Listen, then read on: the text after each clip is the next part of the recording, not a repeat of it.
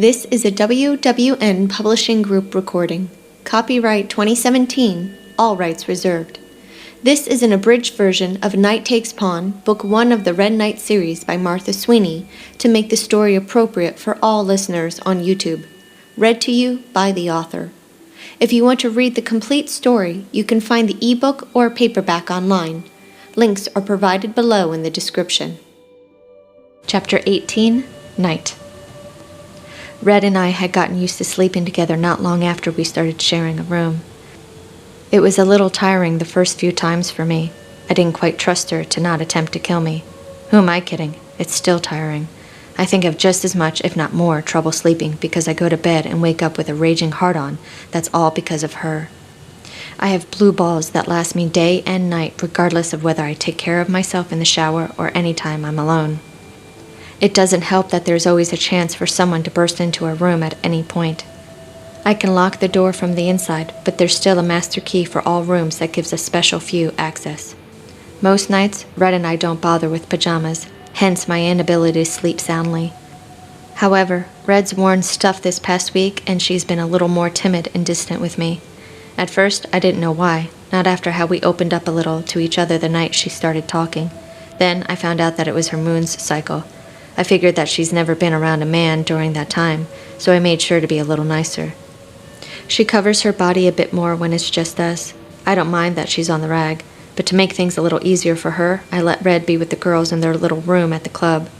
When we sleep, she curls up on the far side of the bed in an attempt to not bother me, but I find myself needing the touch of her skin on mine. Red's distracting as hell, regardless of what time of the month it is. I've desired her since the first moment I saw her, and it's not easy sleeping next to her every night and barely being able to touch her the way I want.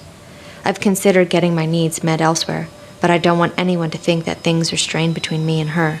They are, but no one needs to know that. I'm not interested in letting her go or allowing any of those daggers to have her. Plus, none of the other girls are appealing to me as Red. I know that if I did sleep with one of the other girls, that 1, I'd be more likely to catch something, and 2, I would be left needing the one thing I can't have, Red. In regards to our non-sexual relationship, a wall has been broken down between Red and me.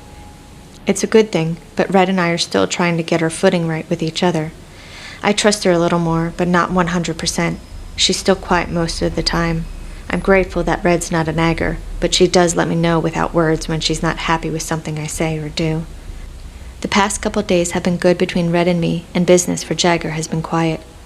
Breaker still saunters around every room he's in, acting like he owns the place. He still tries to pull shit with me, but I do my best to ignore him, which makes him more irritated. Half of the time, Breaker's not even working. The other guys or I are constantly covering for him as he shoots the shit with whoever is around. He's getting sloppy with certain things too, which won't go over well with Jagger if Breaker keeps it up. Breaker is bound to royally dack up. It's just a matter of when and who he chooses to blame it on. When that happens, there will be one less person in my way. Today is the first time I'm away from Red since I got her to talk. I didn't tell her what's going on. I can't, but she knows that I won't be back until late. I told her that I'm trusting her by not locking her up this time. I'll most likely be gone for up to 12 hours, and hopefully she won't do anything stupid. If she does try to run, I won't find out about it until I get back. The girls aren't allowed phones or comms except for Lynn. What's taking so long? I press Victor for more information. The supply chain, he replies. That's bullshit and you know it, I challenge. My hands are tied, he returns. Your hands will be chopped off if you dack with Jagger any more than you already have, I inform. Is that a threat? From Jagger? Yes, I confirm. If he keeps up that way of doing business, he's not going to like the response he gets, Victor retorts. I'm just reporting what I'm told to report, I state. Yeah, me too, Victor says. I flip on my interference device. I need you to look into something for me. Okay, Victor returns. A person, I say. Who? Is the committee sending in women? I inquire. What do you mean? He asks, looking confused. You know what I mean, I reply. Not that I'm aware of? Why? Just wondering, I return, brushing it off. It would be smart if they did. I don't think Jagger would expect it, Victor states, but they'd have a higher death rate regardless. I nod. Is there a particular one you've noticed? He checks. Nah, I reply, trying to change the subject. I was just curious as to how desperate they might be. Any lead on how to poison the rat? Victor searches. A few, I reply. They're going to want more than that, he declares. They always do, I remind. Yeah, right, he huffs. I need to go, I inform. Make sure the next shipment has a little extra to appease him. I'll see what I can do, Victor replies. Thanks. 5 hours later, when I'm getting into my room, I'm exhausted. I'm relieved to find Red asleep under the covers, and I do my best not to wake her. My willpower to stay away from her only exists for 5 dacking seconds. Then I roll over and curl my arm around her waist, pulling her body into mine. There's something comforting about her. I think it's both the way she feels and the way she smells. I let out a heavy breath as I let my mind wander. It looks like Red has earned a little more of my trust. However, she could be playing me and is still plotting my demise and her escape. She didn't try to run, which is good. I'll have to ask her in the morning what she did. The next day, Jagger instructs me to bring Red along for some of our errands. He wants her to see more of the business, which I'm surprised to hear.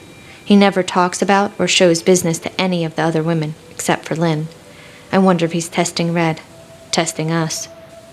What's the news? Jagger asks me as he, Red, and I ride in the back of his truck. They're saying the supply is not as strong, I inform. Red's attention bounces back and forth between Jagger and me as we speak. Really? Jagger muses with a laugh. Yeah, I reply. Could be true. I could look into it, see what's really going on. Perhaps, Jagger says. He pauses for several seconds. Anything else? Nothing else for the other stuff just yet, I confirm. Jagger's not a dumb man, and I wouldn't doubt if he's got some of his guys spying on the supplies and supply chain. He's always asking questions, and I've noticed that he'll ask the same thing to different people as a way to tell if anyone is lying to him. Our food and water suppliers are their own sovereign countries that don't operate under Jagger law, or so they think. He had to make nice with the 2 other sovereigns because of the lack of certain supplies in his domain.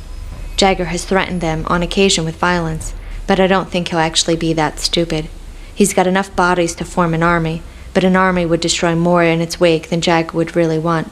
Like I said, Jagger is smarter than most give him credit for. Men, in general, get stupid when their object is to just kill and destroy.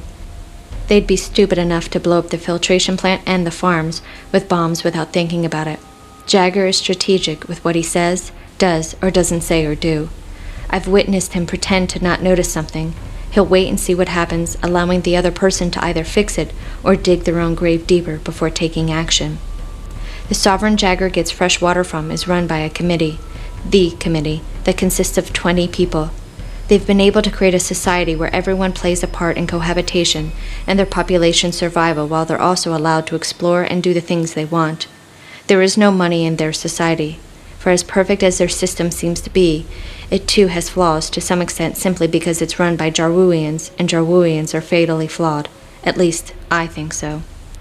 Jagger wants to control everything and is calculative about every word he does or doesn't say, including his actions. He suspects that the other sovereigns have been increasing in numbers, which concerns him. What concerns Jagger even more is if they might be working together to try and take his land and power. Jagger's population has been shrinking overall, especially with all of the killings and the use of the girls in the trade. Those who are poor usually abandon the children if they can't feed them. I've seen day-old infants let out in alleys for dead. Any idea on their actual numbers? Jagger inspects. No, sir, I return. I'm not completely lying because I haven't been in my born sovereign, the one where the committee resides, for years. Look into it for me, Jagger requests. Yes, sir, I reply. See if they've got some of their farming underground, Jagger adds. Or any weapons. I nod. There's something they're not telling me, Jagger states, and I don't like it. I remain quiet, not sure what to tell him. Part of me respects the guy. He's brilliant when it comes to business, but a part of me wants his demise if it means the chance of our species to survive and thrive again. According to what my sovereign taught me before I was sent here, their system is the only chance for our species to survive. That includes all plant and animal life that exists on the planet. Even for all of the clearance I had when I was living at my sovereign, I'm sure that there were a number of things that weren't shared that would be pertinent to me and my mission. It's probably better that I don't know, that way I can feign real ignorance. Perhaps they don't want many people to know regardless of what their real motive is. I just hope that it's for the overall betterment of our race. I don't trust anyone who wants power over others, telling them what to do and how to do it. I think people should have the right to live their own lives. If they want to dack it up, that's their own business. From what my father told me about the way of the world prior to the war, People had forced their own thoughts, beliefs, and ways of doing things for everyone else because they supposedly knew best. Well, look at how that turned out. 60% of the land on our planet was destroyed. 3/4 of its population died, and the survivors are scraping by to live. Jagger, and perhaps the other sovereigns too, have a veil over everyone's eyes concerning what's really going on. Hearing and seeing which each side does makes me think they're pretty much one and the same. I'm not sure who I want to win the war that's brewing under the surface. This is the end of this chapter. Thank you for listening. I hope you're enjoying the story so far. To read the full, unabridged version, you can find a link in the description below. To find out about new releases before the general public, be sure to subscribe to my newsletter. Also, to be notified when the next chapter is published, make sure you subscribe to my channel.